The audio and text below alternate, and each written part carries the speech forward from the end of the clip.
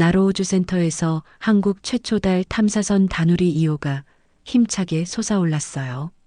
발사대 옆에서 지켜보던 과학기술정보통신부 장관 박준호 57세의 눈에 눈물이 고였어요. 그 눈물은 기쁨만이 아니었어요.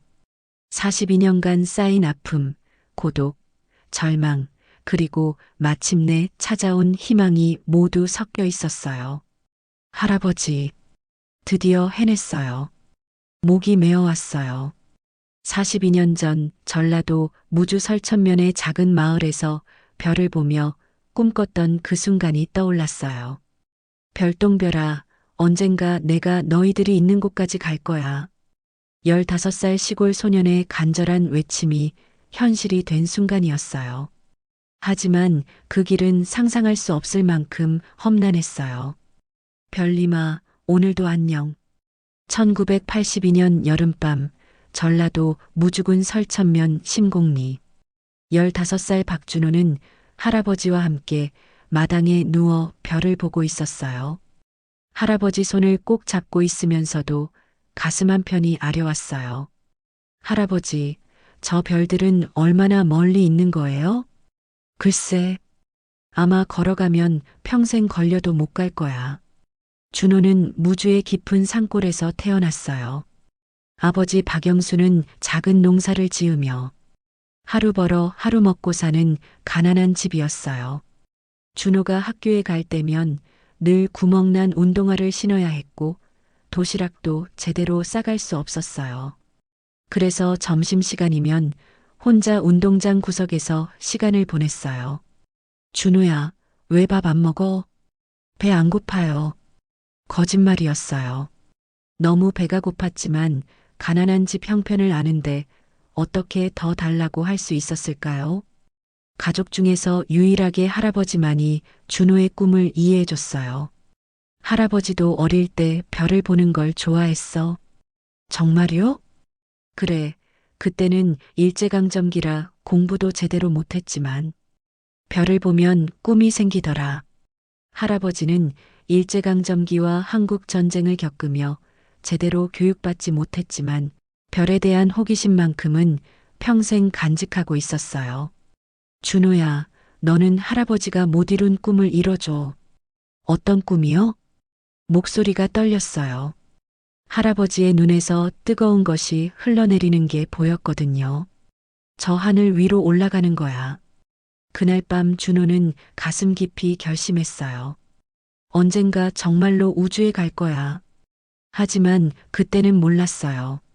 그 꿈이 얼마나 많은 눈물과 고통을 요구할지. 준호는 어릴 때부터 수학을 특별히 잘했어요. 초등학교 때부터 도시 아이들도 못 푸는 문제를 척척 풀어냈어요. 하지만 시골에서는 이런 재능이 오히려 골칫거리였어요. 박준호가 또 1등 했네. 남자애가 수학만 잘해서 뭐해? 농사나 잘 지으면 되지. 공부는 왜 해? 마을 사람들의 시선은 차가웠어요. 더 힘든 건 집안 형편이었어요. 준호야, 미안하다. 어머니가 눈물을 흘리며 말했어요. 참고서 사달라고 했는데 돈이 없어서. 괜찮아요, 엄마. 준호는 웃으며 대답했지만 속으로는 울고 있었어요. 다른 아이들은 문제집이 쌓여 있는데 자신은 교과서 하나로 공부해야 했어요. 도서관도 멀어서 갈 수 없었고 학원은 꿈도 꿀 수 없었어요. 그래도 준호는 포기하지 않았어요. 밤마다 할아버지와 별을 보면서 수학 문제를 혼자 풀었어요. 할아버지, 저 별까지 가려면 얼마나 빨리 가야 해요? 글쎄, 빛의 속도로 가야 하지 않을까? 빛의 속도가 얼마예요? 초속 30만 킬로미터래. 준호는 머릿속으로 계산했어요. 그럼 가장 가까운 별까지 4년 2개월이 걸리네요. 할아버지는 깜짝 놀랐어요. 어떻게 그런 걸 계산해? 간단해요. 거리를 속도로 나누면 되거든요. 하지만 아무도 15살 시골 소년의 재능을 알아주지 않았어요. 밤늦게 혼자 공부하는 준호를 보며 할아버지는 가슴이 아팠어요. 준호야, 힘들지? 아니에요, 할아버지. 재미있어요. 거짓말이었어요. 너무 외롭고 힘들었어요. 하지만 할아버지를 걱정시키고 싶지 않았어요. 똑똑한 준호는 더 큰 중학교를 가기 위해 전주중학교에 입학하면서 진짜 시련이 시작되었어요. 수학 담당 이철수 선생님은 준호를 탐탁하게 여기지 않았어요. 시골 애가 수학을 잘한다고 해서 뭐가 달라져? 현실을 알아야지. 어느 날 준호가 수학 문제를 다 풀고 나서 물었어요. 선생님, 로켓이 우주로 나가려면 얼마나 빨라야 해요? 그런 쓸데없는 거 생각하지 말고 농사나 배워. 하지만 전 우주과학자가 되고 싶어요. 교실이 조용해졌어요. 아이들이 준호를 이상한 눈으로 바라봤어요. 농사군 자식이 무슨 우주과학자야? 현실을 알아야지. 이철수 선생님은 준호가 수학 경시 대회에 나가는 것도 막았어요. 시골 애가 나가서 뭐해? 어차피 돈도 없으면서. 준호는 그날 밤 혼자 울었어요. 처음으로 자신의 꿈이 허무하게 느껴졌어요. 정말 난 안 되는 걸까? 시골에서 태어난 게 죄인가? 하지만 할아버지가 준호를 위로해줬어요. 준호야, 사람들이 뭐라고 해도 내 꿈을 포기하지 마라. 하지만 할아버지, 너무 힘들어요. 힘들어도 견뎌야 해.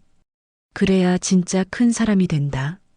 할아버지는 준호를 위해 몰래 서울에서 수학 문제집을 구해다 줬어요. 할아버지가 평생 모은 돈으로 샀어. 할아버지, 준호의 눈에서 뜨거운 눈물이 흘러내렸어요. 고마워요. 정말 고마워요. 공부해라. 할아버지 꿈을 이뤄다오. 1990년 준호는 상상고등학교에 진학했어요. 다행히 수학 담당 김정호 선생님은 달랐어요. 이 학생 수학을 정말 잘하네. 첫 시험에서 준호는 전교 1등을 했어요. 김정호 선생님은 준호를 불러서 물었어요. 장래희망이 뭐니? 우주과학자요. 우주과학자? 네, 우주선을 만들어서 달에 가고 싶어요. 김정호 선생님은 깜짝 놀랐어요. 시골 남학생에게서 나올 수 없는 꿈이었거든요. 그럼 서울대 항공우주공학과에 가야겠네? 네. 김정호 선생님은 준호를 특별히 지도하기 시작했어요. 방과 후에 따로 불러서 심화 수학을 가르쳤고 물리학 기초도 알려줬어요. 우주과학을 하려면 수학뿐만 아니라 물리학도 잘해야 해. 준호는 물리학에서도 놀라운 재능을 보였어요. 뉴턴의 운동 법칙, 만유인력의 법칙, 이런 것들을 마치 당연한 것처럼 이해했어요. 하지만 집안 형편은 더욱 어려워졌어요. 아버지가 농사에서 실패하면서 빚이 늘어났어요. 준호야, 미안하다. 아버지가 고개를 숙였어요. 고등학교 졸업하면 일해야 할 것 같아. 대학은 돈이 너무 많이 들어서. 준호는 가슴이 무너지는 것 같았어요. 그날 밤 할아버지 앞에서 펑펑 울었어요. 할아버지, 저 대학 못 갈 것 같아요. 무슨 소리야? 할아버지가 단호하게 말했어요. 할아버지가 살아있는 한 내 꿈을 포기하게 하지 않을 거야. 하지만 돈은 할아버지가 마련할게. 할아버지는 방 안장롱에서 낡은 헝겊에 쌓인 돈을 꺼냈어요.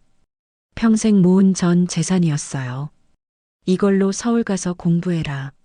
준호는 할아버지를 끌어안고 울었어요. 할아버지, 사랑해요. 나도 사랑한다, 준호야. 1991년 김정호 선생님은 준호에게 제안했어요. 전국 수학 올림피아드에 나가보는 게 어때? 저 같은 시골 학생도 될까요? 실력으로는 충분해. 한번 도전해보자. 하지만 올림피아드 준비비와 서울 왕복비가 문제였어요. 할아버지가 또다시 나섰어요. 할아버지가 될게. 할아버지, 또 그러시면. 괜찮다. 이게 할아버지가 해줄 수 있는 마지막이야. 1991년 7월 준호는 생애 처음으로 서울에 왔어요. 올림피아드 준비 캠프가 열리는 서울대학교에 도착했을 때 준호는 절망했어요. 다른 참가자들은 모두 서울의 유명한 고등학교 학생들이었어요. 전라도에서 온 학생도 있네. 무조? 거기가 어디야? 시골에서 올림피아드에 나와? 준호는 얼굴이 빨갛게 달아올랐어요. 자신의 남루한 차림새가 부끄러웠어요. 더 절망적인 건 실력 차이였어요. 서울 아이들은 이미 대학 수준의 수학을 배우고 있었어요. 이 문제는 미적분학의 응용이야. 위상 수학에서 배운 걸 쓰면 쉽게 풀려. 준호가 들어본 적도 없는 용어들이었어요. 첫 번째 모의고사에서 준호는 하위권에 머물렀어요. 그날 밤 준호는 기숙사 화장실에서 혼자 울었어요. 역시 난 안 되는구나. 할아버지한테 어떻게 돌아가지? 소리내어 우는 자신이 초라하고 비참했어요. 그날 밤 준호는 서울대 기숙사 옥상에 올라갔어요. 서울의 불빛 때문에 별이 잘 보이지 않았어요. 고향의 맑은 하늘이 그리워서 눈물이 났어요. 할아버지, 저 너무 부족해요. 여기 와서는 안 됐어요. 그때 한 명의 조교가 다가왔어요. 힘들어? 네. 목소리가 떨렸어요. 어디서 왔어? 무주에서요. 아, 별이 정말 잘 보이는 곳이지. 나도 가봤어. 조교는 김우진이라는 서울대 물리학과 대학원생이었어요. 너 왜 수학 올림피아드에 나온 거야? 우주과학자가 되고 싶어서요. 김우진은 준호의 떨리는 목소리에서 진심을 느꼈어요. 시골에서 우주과학자? 이상해요? 아니, 멋있어. 나도 천체물리학 전공이거든. 김우진은 준호에게 새로운 관점을 제시했어요. 수학 올림피아드에서 1등하는 게 목적이야? 아니요. 그럼 뭐가 목적이야? 우주에 가는 거요. 그럼 됐네. 수학은 도구일 뿐이야. 수학을 잘하는 것보다 수학으로 무엇을 할지가 더 중요해.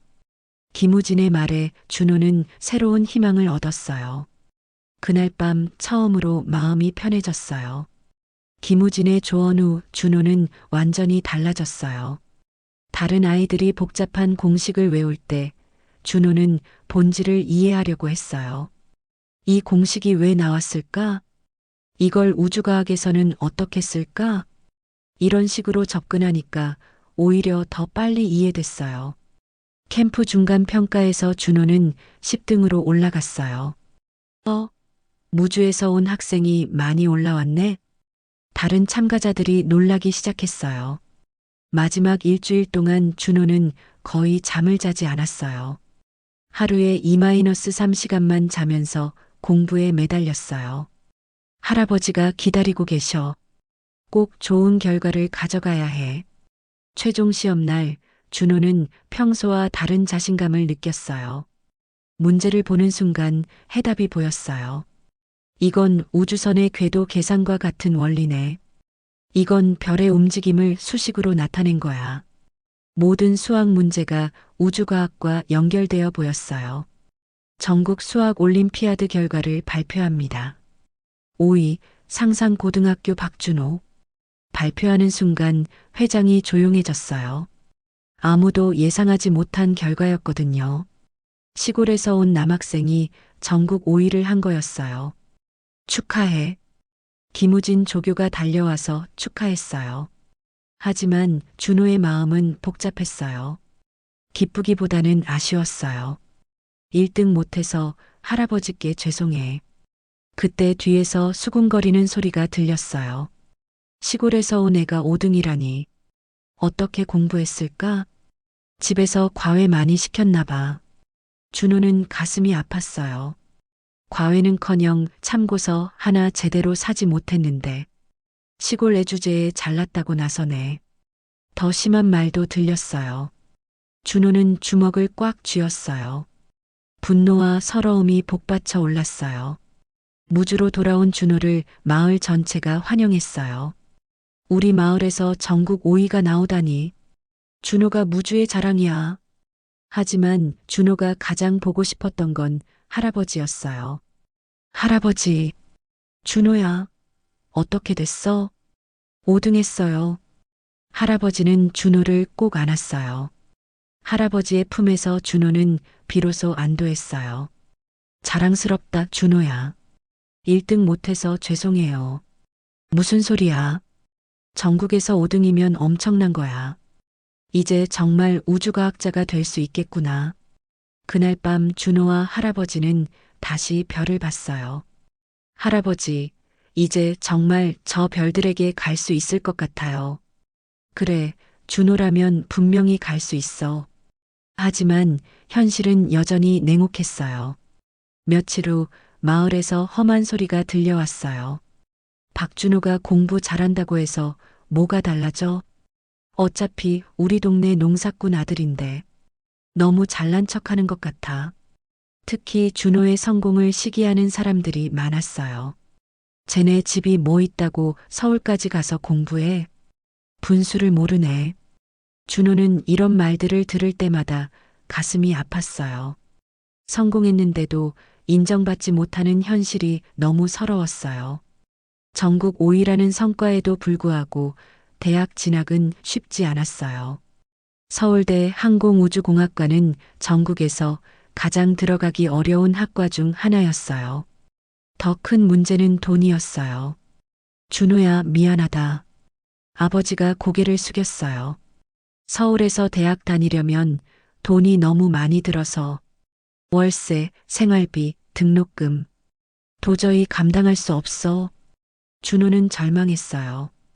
꿈에 그리던 서울대에 합격해도 갈 수 없다는 현실이 너무 잔혹했어요. 그때 또다시 할아버지가 나섰어요. 내가 있는 돈 다 줄게. 할아버지, 그런데 그게 얼마나 되는데요? 논 하나 팔면 될 거야. 할아버지, 그러시면 안 돼요. 괜찮다. 할아버지는 늙어서 논이 필요 없어. 준호 너만 잘 되면 돼. 할아버지는 정말로 논을 팔았어요. 3대째 내려온 조상의 땅을 팔아서 준호의 대학 등록금을 마련한 거였어요. 준호는 할아버지 앞에서 무릎을 꿇고 울었어요. 할아버지, 죄송해요. 울지 마라. 이게 할아버지가 할 수 있는 마지막이야. 1993년 수능 시험 날, 준호는 할아버지의 간절한 기대를 안고 시험장에 들어갔어요. 수학과 물리는 거의 만점에 가까웠지만 다른 과목들이 아쉬웠어요. 합격 발표까지 2주. 기다리기만 하면 되겠네. 하지만 그 2주가 지옥 같았어요. 1994년 2월 대학 합격 발표 날. 서울대학교 공가대학 항공우주공학과 박준호 합격. 준호는 뛸듯이 기뻤어요. 할아버지, 합격했어요. 정말, 정말로? 네, 서울대 항공우주공학과에 합격했어요. 할아버지는 기뻐서 눈물을 흘렸어요. 할아버지가 못 이룬 꿈을 내가 이뤘구나. 무주 전체가 축제 분위기였어요. 마을에서 서울대에 합격한 건 준호가 처음이었거든요. 하지만 서울에서의 생활은 상상보다 훨씬 힘들었어요. 기숙사비도 부담스러워서 고시원에서 살아야 했어요. 3평도 안 되는 좁은 방에서 혼자 생활하는 게 너무 외로웠어요. 생활비를 벌기 위해 아르바이트를 시작했어요. 새벽 4시에 일어나서 6시까지 우유 배달을 하고 수업 들은 후에는 과외를 했어요. 하루 3-4시간밖에 못 잤어요. 준호야, 너무 무리하지 마. 할아버지가 전화로 걱정했어요. 괜찮아요, 할아버지. 젊을 때 고생은 사서도 한다잖아요. 하지만 목소리는 지쳐 있었어요. 서울대 항공우주공학과에 입학했지만 현실은 또다시 냉혹했어요. 같은 과학생들은 대부분 서울의 명문고 출신이었어요. 무주에서 온 학생이 있네. 시골에서 항우공은 어떻게 온 거야? 신기하다. 준호는 다시 한번 실력 차이를 느꼈어요. 다른 학생들은 이미 대학 1학년 과정을 미리 공부하고 온 상태였어요. 이건 고등학교 때 이미 배웠는데 기초 물리학은 너무 쉬워. 준호는 따라가기 위해 하루 18시간씩 공부했어요. 도서관에서 잠들고 새벽에 깨어서 다시 공부했어요. 그럼에도 성적은 중간 정도였어요. 더 힘든 건 경제적 어려움이었어요. 과외 아르바이트만으로는 생활비가 부족했어요. 한 끼를 굶는 일이 다반사였어요. 야, 준호야. 같이 밥 먹으러 갈래? 아니야, 배 안 고파. 거짓말이었어요. 너무 배가 고팠지만 돈이 없어서 못 먹는 거였어요. 어느 날 강의실에서 배고픔 때문에 쓰러진 적도 있었어요. 준호야, 괜찮아? 네. 그냥 좀 어지러워서요. 보건실에서 쉬면서 준호는 눈물을 흘렸어요. 이렇게까지 해야 하나? 할아버지가 농까지 팔아주셨는데. 그날 밤 준호는 할아버지에게 전화했어요. 할아버지, 왜 그래, 준호야? 목소리가 이상하네. 아니에요. 그냥 할아버지 목소리가 듣고 싶어서요. 많이 힘들지? 준호는 목이 메어서 대답할 수 없었어요. 준호야, 힘들어도 견뎌라. 할아버지가 항상 응원하고 있어. 네. 할아버지. 전화를 끊고 나서 준호는 한참을 울었어요. 대학교 2학년이 되면서 전공 수업이 본격적으로 시작되었어요. 유체역학, 열역학, 구조역학, 추진공학. 모든 과목이 어려웠어요.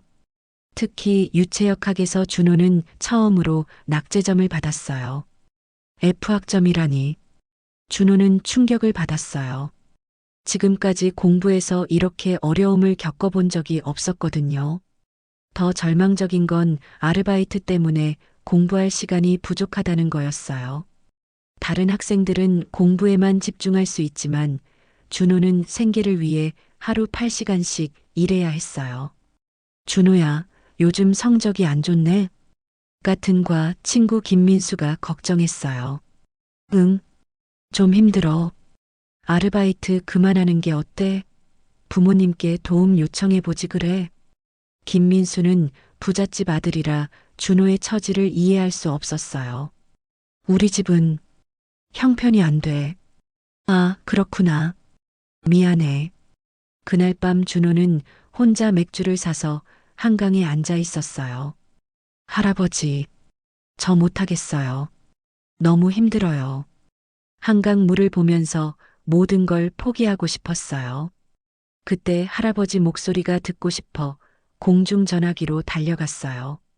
할아버지, 준호야. 할아버지의 따뜻한 목소리에 준호는 울음이 터졌어요. 할아버지, 저 너무 힘들어요. 어디가 힘들어? 공부도 어렵고, 돈도 없고, 친구들은 다 저보다 잘하고, 준호야, 잠깐만 힘들어도 견뎌라. 할아버지가 더 보낼게. 할아버지, 이미 충분히 하셨어요. 아니야. 할아버지가 할 수 있는 건 뭐든지 할 거야. 할아버지의 말에 준호는 다시 힘을 얻었어요. 3학년이 되면서 준호에게 전환점이 찾아왔어요. 항공우주공학과 이재현 교수가 준호를 연구실로 불렀어요. 준호야, 요즘 힘들지? 네. 교수님, 왜 힘들어? 성적이 안 나와서요. 그리고 아르바이트 때문에 공부할 시간이 부족해서. 이재현 교수는 준호의 사정을 듣고 마음이 아팠어요. 준호야, 너한테 중요한 걸 하나 알려줄게. 뭐요? 지금 이 순간 힘들어하는 사람이 나중에 가장 큰 성과를 낸다. 왜냐하면 어려움을 극복하는 과정에서 진짜 실력이 늘거든. 그리고 우리 연구실에서 일해볼래? 연구실이요? 응, 연구 보조일인데 월급도 줄 수 있어. 그럼 아르바이트 안 하고 공부에 집중할 수 있을 거야. 준호는 감격했어요. 정말요? 정말 괜찮으세요? 물론이지. 대신 열심히 해야 해. 네, 최선을 다하겠습니다. 위성 궤도 역학 연구실. 드디어 준호가 우주와 관련된 연구를 시작하게 된 거였어요. 준호야, 이게 우리가 개발하고 있는 인공위성이야. 이재현 교수가 작은 위성 모형을 보여줬어요. 우리나라도 곧 독자적인 위성을 쏘아 올릴 예정이거든. 정말요? 응, 그리고 너도 이 프로젝트에 참여할 수 있어. 준호는 꿈 같은 이야기였어요. 연구실에서 준호는 위성 궤도 계산을 담당했어요. 복잡한 수학 공식들이 필요했지만 준호에게는 어려움이 없었어요. 오히려 어려웠던 수학이 실제 우주과학에 쓰이는 걸 보니 더욱 재미있었어요. 준호가 계산한 궤도가 완벽하네. 시뮬레이션 결과도 정확해. 선배들이 놀라기 시작했어요. 준호야, 너 정말 재능이 있는 것 같아. 김우진 선배가 격려했어요. 수학 올림피아드 때 만났던 그 조교예요? 맞아. 너 기억해? 당연하죠. 그때 도움 받았는걸요. 이제 우리가 함께 일하게 됐네. 연구실에서의 생활은 준호에게 새로운 활력을 줬어요. 더 이상 돈 걱정 없이 공부에만 집중할 수 있었어요. 성적도 급격히 올라갔어요. 하지만 가장 좋았던 건 꿈에 한 발짝 더 다가갔다는 느낌이었어요. 할아버지, 저 이제 정말 위성 연구하고 있어요. 정말? 우리 준호가? 네, 우주에 올라가는 진짜 위성이에요. 할아버지의 기쁨이 전화기 너머로 전해졌어요. 자랑스럽다, 준호야. 이제 정말 우주과학자가 다 된 거네. 하지만 준호는 아직 갈 길이 멀다는 걸 알고 있었어요. 1997년 겨울방학, 준호가 고향에 내려갔을 때 충격적인 소식을 들었어요. 할아버지가 쓰러지셨다는 거였어요. 준호야, 할아버지가 병원에 계셔. 어머니의 떨리는 목소리였어요. 준호는 급히 병원으로 달려갔어요. 할아버지는 침대에 누워 있었는데 많이 야위어 계셨어요. 할아버지, 준호야, 왔구나. 할아버지, 어디가 아프세요? 괜찮다. 늙어서 그래. 의사 선생님은 암이라고 했어요. 이미 많이 진행된 상태라서 치료가 어렵다고 했어요. 준호는 하늘이 무너지는 것 같았어요. 의사 선생님, 치료비가 얼마나 들어요? 수술비와 항암 치료비를 합치면 5천만 원 정도 될 것 같습니다. 준호는 절망했어요. 그런 큰 돈이 어디 있겠어요. 준호야. 할아버지가 준호의 손을 잡았어요. 치료는 안 할 거야. 할아버지, 무슨 말씀이세요? 돈이 너무 많이 들어. 그 돈으로 내가 공부하는 게 나아. 안 돼요. 할아버지 치료 받으셔야 해요. 준호는 울면서 매달렸어요. 준호야, 할아버지는 이제 늙었어. 대신 너를 통해서 우주에 갈 거야. 할아버지, 약속해라. 꼭 우주에 가야 해. 네, 할아버지. 약속드릴게요. 준호는 할아버지 손을 꼭 잡고 눈물을 흘렸어요. 1998년 봄 할아버지는 조용히 세상을 떠나셨어요. 마지막까지 준호의 손을 잡고 계셨어요. 준호야. 할아버지가 먼저 가서 미안하다. 할아버지. 하지만 포기하지 마라. 별을 보며 꿈꿨던 그 마음을 잊지 마라. 할아버지는 저 하늘에서 항상 준호를 지켜보고 있을게. 꼭 우주에 가서 할아버지한테 인사해다오. 사랑한다. 우리 준호야. 할아버지가 눈을 감으셨어요. 준호는 할아버지 앞에서 무너져 내렸어요. 할아버지. 장례식도 제대로 치를 수 없었어요. 2년간 가뭄으로 농작물 수확인 5분의 1로 줄었어요. 돈이 없어서 간소하게 할 수밖에 없었어요. 동네 사람들도 같은 처지라 도움을 받지 못했어요. 장례를 치른 후 준호는 할아버지 묘 앞에서 밤을 새웠어요. 할아버지, 저 어떻게 해요? 할아버지 없이는 못 살겠어요. 너무 외롭고 힘들어요. 바람만 스산하게 불었어요. 그날 밤 준호는 처음으로 자살을 생각했어요.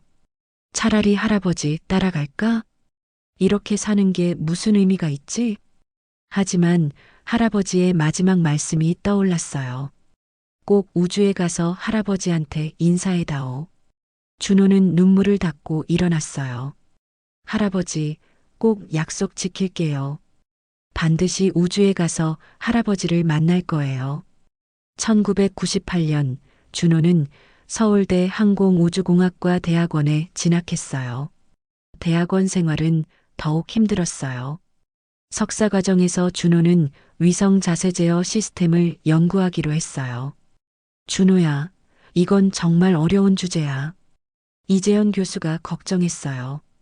위성이 우주에서 정확한 방향을 유지하는 기술인데 세계적으로도 몇 개국만 보유한 기술이거든. 괜찮아요. 해보고 싶어요. 준호의 의지는 확고했어요. 할아버지가 돌아가신 후 더욱 절실해진 꿈이었어요. 연구실에서 준호는 하루 18시간씩 연구에 매달렸어요.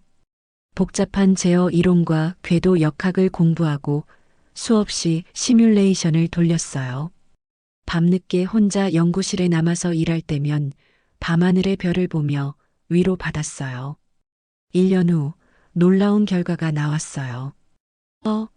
준호가 개발한 알고리즘이 기존 것보다 40%더 정확해?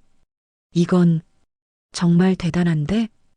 연구 결과는 국제학술지에 게재되었어요. 한국 대학원생이 위성 자세 제어 분야에서 혁신적 성과, 언론에서도 주목하기 시작했어요. 별의 고향 무주 출신 박준호 씨, 세계적 수준의 연구 성과, 고향에서도 큰 화제가 되었어요. 우리 준호가 또 신문에 났어. 할아버지가 보시면 얼마나 좋아하실까. 마을 사람들이 말했어요. 준호는 할아버지 묘소를 찾았어요. 할아버지, 제가 해냈어요. 신문에도 나왔어요. 할아버지가 자랑스러워 하실 거죠? 바람이 불어와서 준호의 머리를 쓰다듬는 것 같았어요.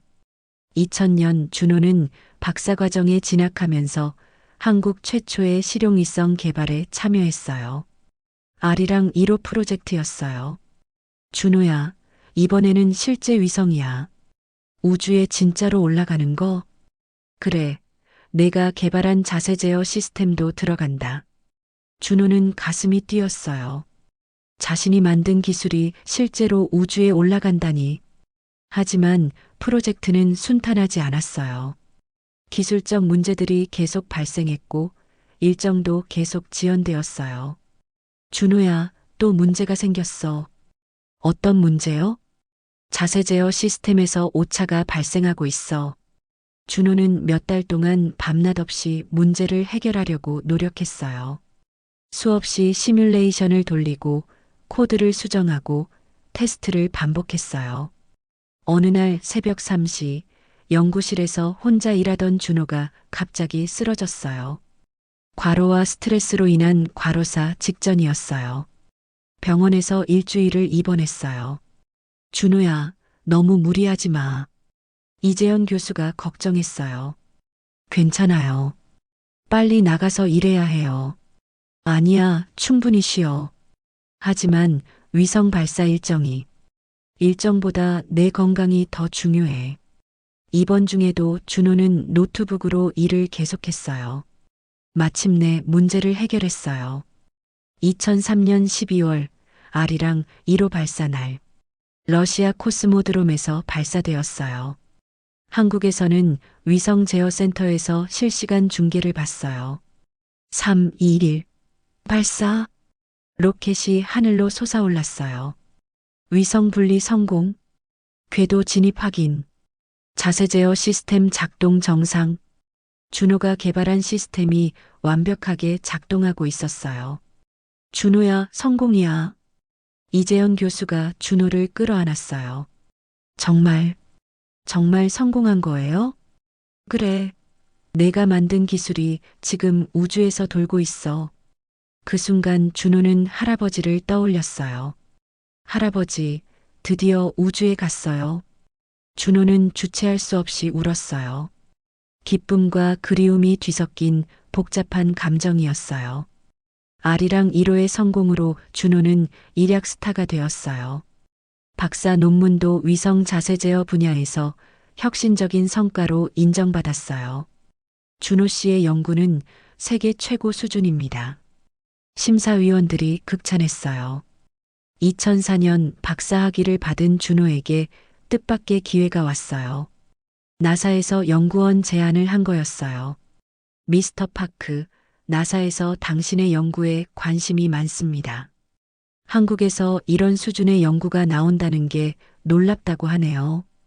2년간 나사 제트 추진연구소 JPL에서 근무하면서 화성 탐사선 프로젝트에 참여할 기회를 드립니다. 나사는 모든 우주과학자들의 꿈의 직장이었어요.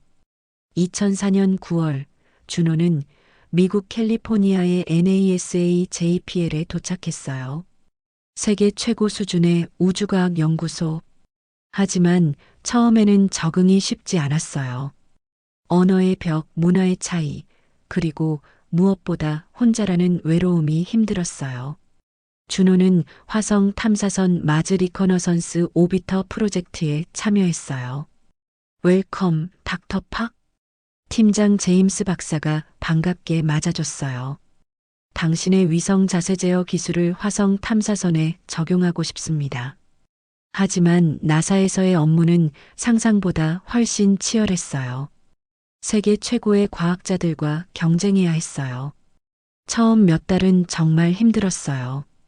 닥터 팍, 이 부분에서 오류가 있는 것 같은데요. 아, 죄송합니다. 다시 계산해 보겠습니다. 실수를 할 때마다 위축되었어요. 내가 여기 있을 자격이 있나? 그럴 때마다 할아버지를 떠올렸어요. 할아버지라면 뭐라고 하실까? 포기하지 말라고 하실 거야.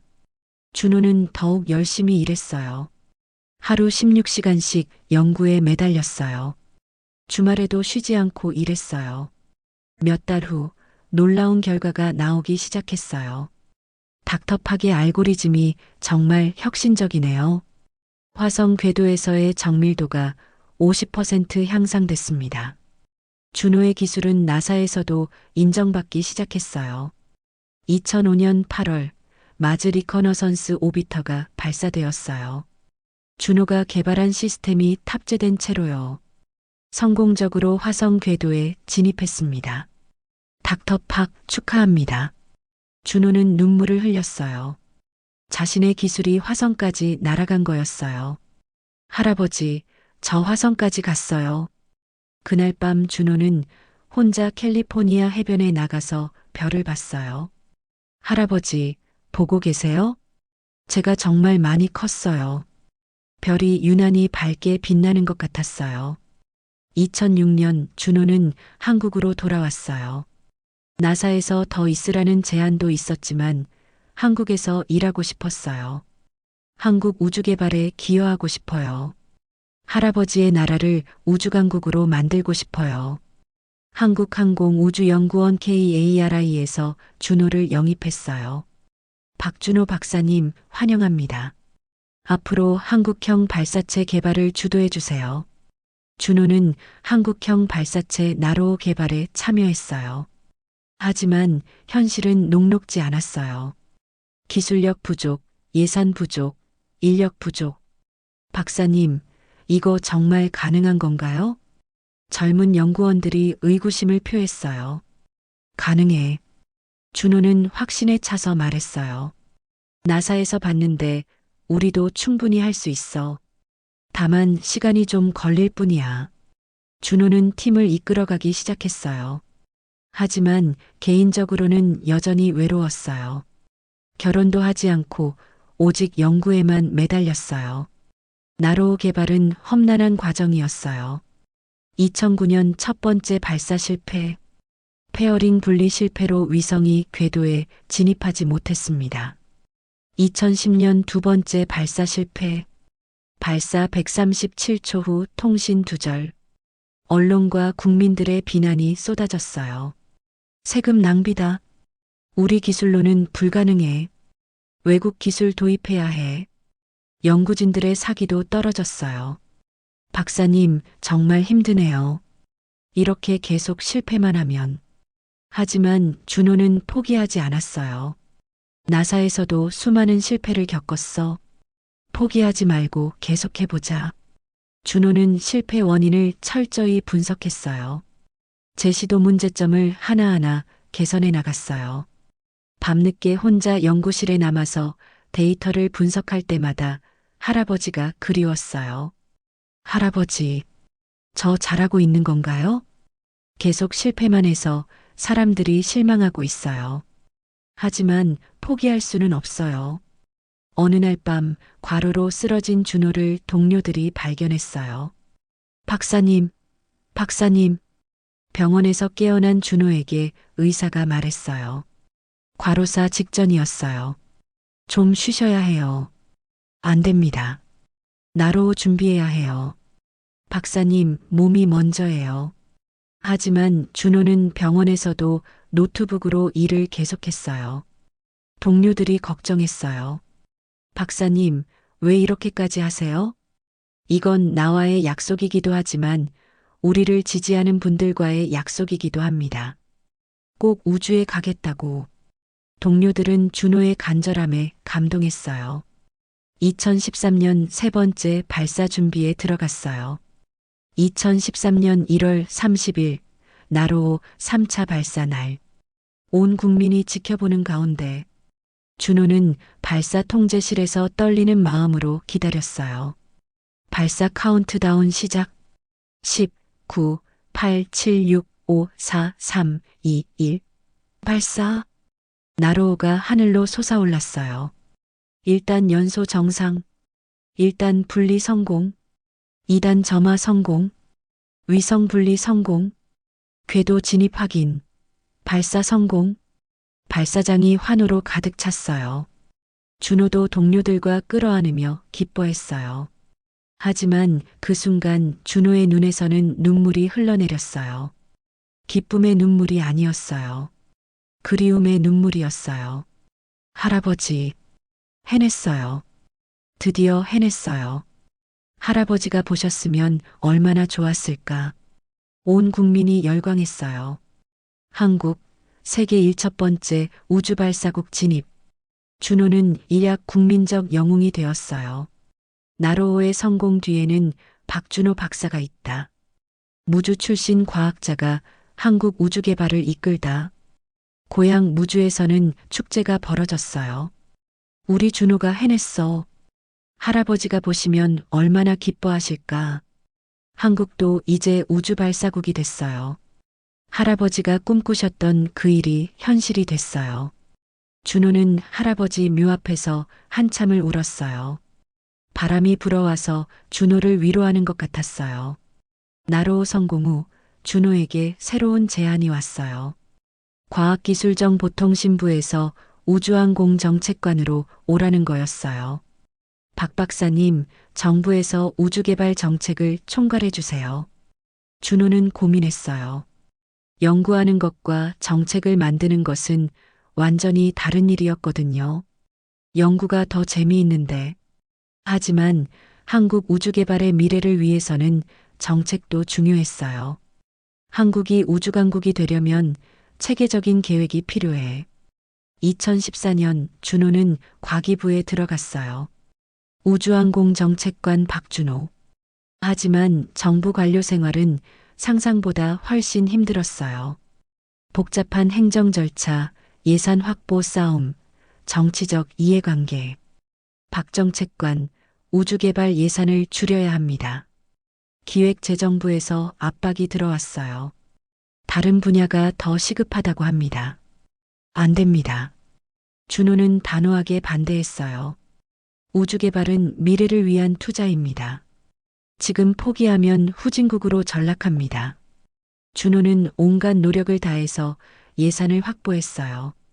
국회에서 발표하고 언론에 기고하고 전문가들을 설득했어요. 하지만 개인적으로는 더욱 외로워졌어요. 정치적 부담 때문에 자유롭게 말할 수도 없었고 연구할 시간도 없었어요.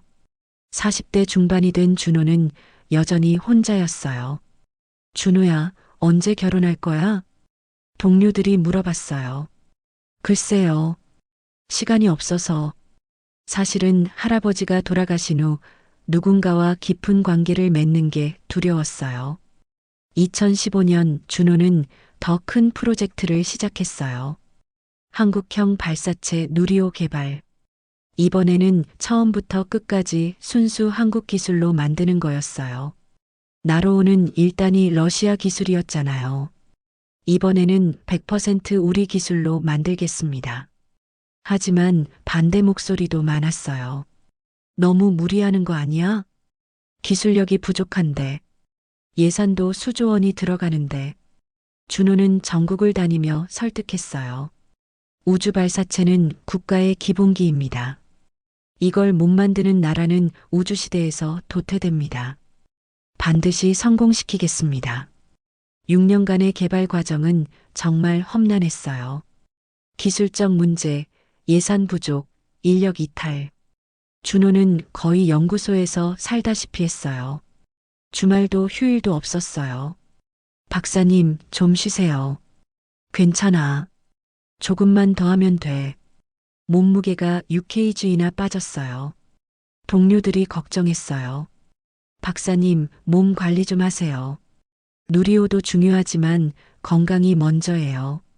하지만 준호는 쉴 수 없었어요. 할아버지와의 약속이 아직 끝나지 않았거든요. 2021년 10월 누리호 1차 발사. 아쉽게도 궤도 진입에는 실패했지만 대부분의 기술 검증에 성공했어요. 99% 성공이에요. 다음번에는 반드시 완전 성공시키겠습니다. 준호는 또다시 실패의 쓴맛을 봤지만 포기하지 않았어요. 2019년 준호는 과기부 차관으로 승진했어요. 한국과학기술정책의 2인자. 남성으로서도 특히 시골 출신으로서도 매우 이례적인 일이었어요. 차관님, 축하드립니다. 하지만 준호는 부담을 느꼈어요. 더 큰 책임감과 함께 정치적 압박도 늘어났어요.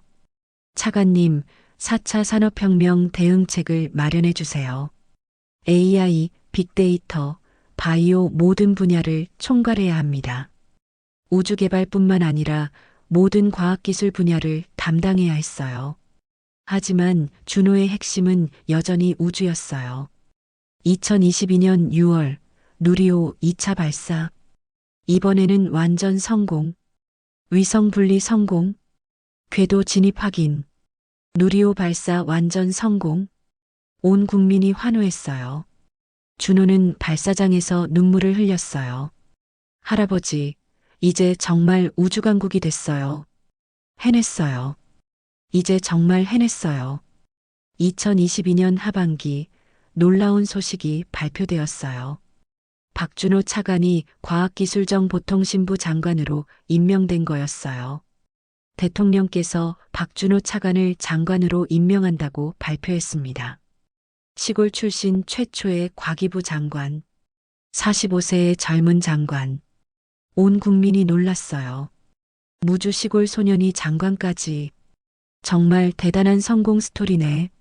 무주에서는 온 마을이 축제 분위기였어요. 우리 준호가 장관이 됐어. 꿈에도 생각 못했던 일이에요. 시골 소년이 이렇게까지 될 수 있다니. 취임사에서 준호는 말했어요. 저는 무주 설천면의 작은 시골에서 태어났습니다. 할아버지와 함께 별을 보며 우주를 꿈꿨습니다. 그 꿈이 오늘 이 자리까지 이르게 했습니다. 목이 메었어요. 하지만 이 자리까지 오는 동안 많은 것을 잃었습니다. 가장 소중했던 할아버지도, 평범한 행복도. 그래도 후회하지 않습니다. 이제 대한민국을 우주강국으로 만들겠습니다. 박수가 터져 나왔어요. 장관이 된 준호의 첫 번째 대형 프로젝트는 달 탐사였어요. 2030년까지 한국형 달 착륙선을 보내겠습니다. 그리고 2035년까지 한국인 우주인을 달에 보내겠습니다. 야심찬 계획이었어요. 하지만 반대 의견도 많았어요. 너무 무리한 계획이 아닙니까? 예산은 어떻게 확보할 건가요? 기술적으로 가능한가요? 준호는 차근차근 설득했어요. 미국, 중국, 러시아 다음으로 달에 가는 나라가 되겠습니다. K-스페이스 시대를 열겠습니다. 예산 확보를 위해 준호는 온갖 노력을 다했어요. 국회에서 수십 번 발표하고 전 세계 투자자들을 만났어요. 한국의 우주 기술을 믿어주세요. 반드시 성공시키겠습니다. 하지만 개인적으로는 더욱 고독해졌어요. 장관이라는 자리는 너무 무거웠어요. 실수 하나가 국가적 문제가 될 수 있었어요. 2024년 8월 드디어 다누리 2호 발사 날이 왔어요. 한국 최초의 달 착륙선이었어요. 발사 3일 전부터 전 국민이 관심을 가졌어요. 정말 성공할까? 이번에는 꼭 성공했으면. 발사 당일 나로우주센터에는 수만 명이 몰렸어요. 준호도 발사대 옆에서 지켜봤어요. 장관님, 긴장되시죠? 네, 정말 긴장돼요. 하지만 성공할 거라고 확신해요. 발사 카운트다운 시작. 10, 9, 8, 7, 6, 5, 4, 3, 2, 1. 발사. 누리호가 다누리 2호를 싣고 힘차게 솟아올랐어요. 1단 연소 정상, 2단 점화 성공, 3단 점화 성공, 다누리 2호 분리 성공, 달 궤도로 향하고 있습니다. 3일 후 더 큰 기쁨이 기다리고 있었어요. 다누리 2호 달 착륙 성공, 한국 세계 네 번째 달 착륙 성공국. 온 국민이 환호했어요. 준호는 눈물을 흘리며 하늘을 올려다봤어요. 할아버지, 드디어 달에 갔어요. 37년 전 약속을 지켰어요. 다누리 2호의 성공으로 준호는 세계적인 인물이 되었어요.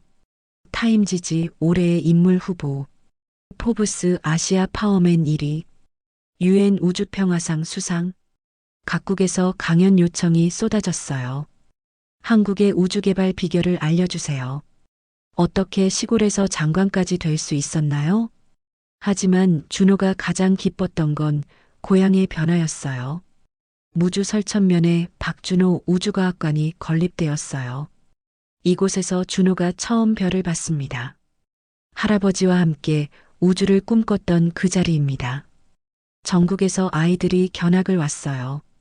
저도 박준호 장관님처럼 우주과학자가 되고 싶어요. 시골에서도 꿈을 이룰 수 있나요? 준호는 아이들에게 말해줬어요. 물론이야. 꿈을 포기하지 않으면 반드시 이룰 수 있어. 중요한 건 별을 보며 꿈꾸는 마음이야. 2024년 12월 준호는 더 큰 계획을 발표했어요. 2040년 한국형 화성 탐사선 발사, 2045년 한국인 화성 착륙. 세계가 놀랐어요. 한국이 화성까지? 정말 가능한 계획인가? 하지만 준호는 자신 있었어요. 달 탐사를 성공했으니 화성도 할 수 있습니다. K-스페이스의 다음 목표는 화성입니다. 국제 우주 컨퍼런스에서 준호는 말했어요. 우주는 무한합니다. 인류의 꿈도 무한해야 합니다. 한국이 우주 개척의 선두에 서겠습니다. 박수가 터져 나왔어요. 2024년 크리스마스 이브, 준호는 고향 무주에 내려갔어요. 할아버지 묘소에서 하룻밤을 보내기로 했어요. 할아버지, 안녕하세요. 많은 일이 있었어요. 달에도 가고 장관도 됐어요. 이제 화성도 가려고 해요. 그날 밤 꿈에서 할아버지가 나타났어요. 준호야. 할아버지, 정말 잘했어. 정말 자랑스럽다. 할아버지, 제가 약속 지켰죠? 그럼 완벽하게 지켰어. 할아버지가 꿈꾸던 것보다 훨씬 더 멀리 갔구나. 이제 화성까지 가려고 해요. 그래, 가거라. 준호라면 할 수 있어. 외로워하지 마라. 내가 이뤄낸 성공을 보고 꿈을 키우는 아이들이 많아. 그 아이들이 내 가족이야. 그리고 할아버지도 항상 내 곁에 있어. 언제나 자랑스러운 내 손자야. 꿈에서 깬 준호는 새로운 평안을 얻었어요. 2024년 마지막 날 밤, 준호는 과기부 옥상에서 별을 보고 있었어요. 서울의 불빛 때문에 별이 잘 보이지 않았지만 어릴 때의 기억이 생생했어요. 할아버지와 함께 본 그 별들. 그때는 정말 꿈 같은 이야기였는데 이제 준호는 52세가 되었어요. 시골 소년에서 과기부 장관까지 37년간의 긴 여정이었어요. 휴대폰이 울렸어요. 장관님, 새해 복 많이 받으세요. 2025년에도 우주개발 잘 부탁드립니다. 전국에서 축하 메시지가 쏟아졌어요. 준호는 미소를 지었어요. 2025년에는 더 멀리 갈 거예요. 우리의 꿈은 아직 시작에 불과해요. 그때 하늘에서 별똥별이 떨어졌어요. 37년 전처럼 준호는 소원을 빌었어요. 2025년에는 더 많은 아이들이 별을 보며 꿈꿀 수 있게 해주세요. 그리고 언젠가 정말로 제가 우주에 직접 갈 수 있게 해주세요. 외로움도 이겨낼 수 있게 해주세요. 준호의 마지막 메시지. 다음 날 새해 기자회견에서 준호는 국민들에게 말했어요. 저는 1967년 무주 설천면의 작은 시골에서 태어났습니다. 할아버지와 함께 별을 보며 우주를 꿈꿨습니다. 그때는 정말 불가능해 보이는 꿈이었어요. 목소리가 떨렸어요. 무주는 별이 많이 보이는 곳입니다. 도시에 불빛이 없어서 밤하늘이 온통 별들로 가득했어요. 제 고향은 아름다운 별들을 무수히 많이 볼 수 있게 해줬습니다. 준호의 눈에 눈물이 고였어요. 어린 저에게 우주의 신비를 보여준 고마운 고향이었어요. 그 무수한 별들이 제게 꿈을 선물해줬습니다. 시골에서 태어나서 가난해서 외로워서 수없이 포기하고 싶었습니다. 하지만 할아버지가 지켜보신다는 믿음 하나로 여기까지 왔습니다. 잠시 멈춘 준호가 더욱 간절한 목소리로 말했어요. 그래서 저는 보답하고 싶었습니다. 무주가 저에게 보여준 그 아름다운 별들처럼 이제 저도 더 많은 아이들에게 별을 보여주고 싶었어요. 한국의 기술로 만든 우주선이 저 별들 사이를 날아다니는 모습을 우리 아이들이 꿈꿀 수 있게 해주고 싶었습니다. 준호는 잠시 멈추고 회장을 천천히 둘러봤어요. 저는 그저 평범한 시골 소년이었어요. 하지만 꿈을 포기하지 않았더니 어느 순간 이 자리까지 와 있네요. 당신의 능력을 믿으세요. 여러분 안에는 우주만큼 광대한 가능성이 잠들어 있습니다. 준호의 목소리에 더욱 힘이 실렸어요. 꿈은 절대 포기하지 마세요. 특히 어린 친구들, 여러분의 꿈이 아무리 크고 불가능해 보여도 포기하지 마세요. 외로워도 힘들어도 실패해도 상관없어요. 중요한 건 끝까지 포기하지 않는 마음입니다. 그리고 무엇보다 여러분 자신의 능력을 믿는 것입니다. 여러분을 믿고 응원해주는 사람들을 잊지 마세요. 저에게는 할아버지가 계셨어요. 그리고 아름다운 별들을 보여준 고향이 있었어요. 여러분에게도 분명히 그런 분, 그런 곳이 있을 겁니다. 준호는 잠시 하늘을 올려다봤어요. 무주의 맑은 하늘이 저에게 우주를 꿈꾸게 해줬듯이 이제 저는 대한민국이 온 세계가 별을 바라보며 꿈꿀 수 있게 만들고 싶습니다. 그것이 제가 드릴 수 있는 가장 큰 보답이라고 생각합니다. 이제 대한민국은 더욱 멀리 날아갈 것입니다. 화성을 향해 그리고 그 너머를 향해 여러분과 함께 꿈꾸고 싶습니다. 박수가 터져 나왔어요. 37년 후의 기적. 준호의 이야기는 전국의 아이들에게 희망이 되었어요. 박준호 장관님처럼 되고 싶어요. 특히 시골 아이들에게 큰 용기를 줬어요. 나도 할 수 있어. 꿈은 이룰 수 있어. 무주 설천면은 이제 꿈의 마을이 되었어요. 전국에서 아이들이 견학을 와서 별을 보며 꿈을 키웠어요.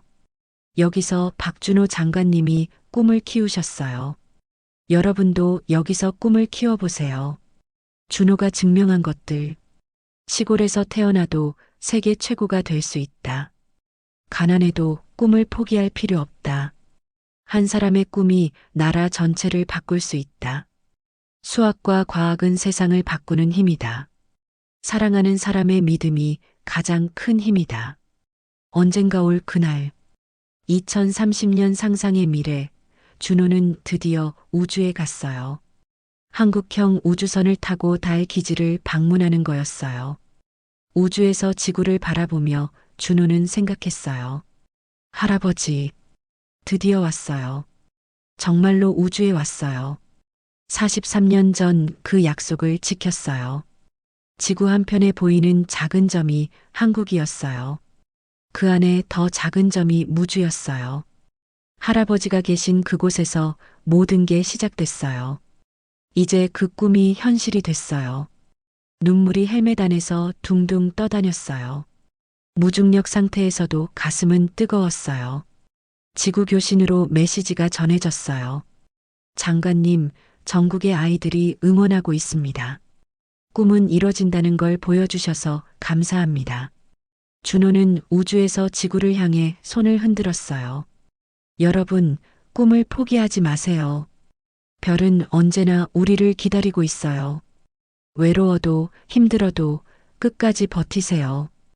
기적은 반드시 일어납니다. 그 순간 준호는 더 이상 외롭지 않았어요. 전 세계 수많은 아이들이 자신의 이야기를 보고 꿈을 키우고 있다는 걸 알았거든요.